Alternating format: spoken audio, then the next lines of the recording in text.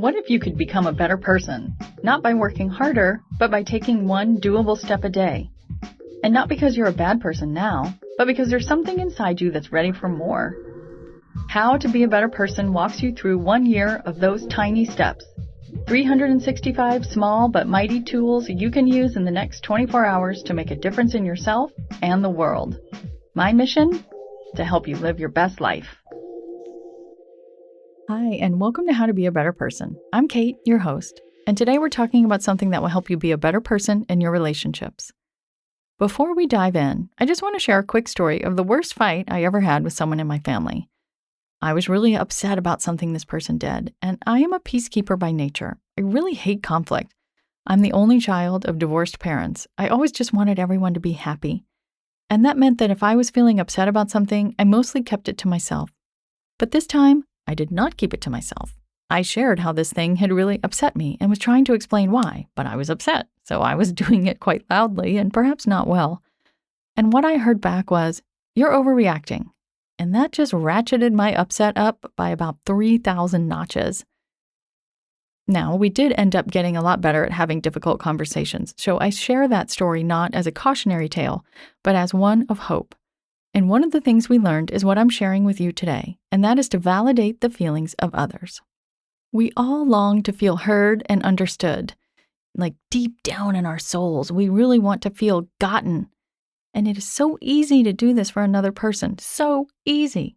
And yet it's pretty rare that we actually do. When someone shares something with you that they are upset about, whether it's big or small, your instinct is probably to want to help. And the way your mind will tell you is the right way to help is to offer advice.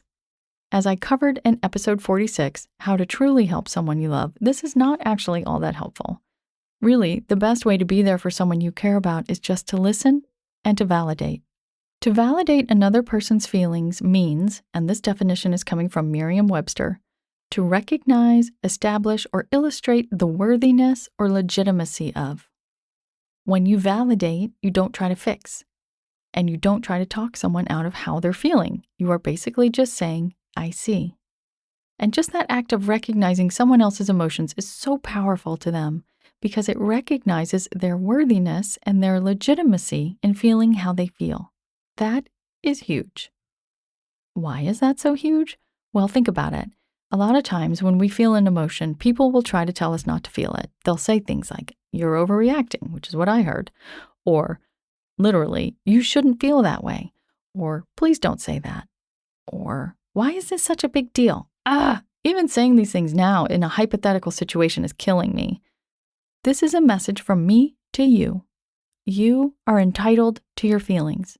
They don't define who you are or make you a bad person. It is okay to have them. Also, they're temporary. If you allow yourself to feel them, they will fade and morph all on their own. So let yourself share your feelings to people who will allow you to feel them, okay?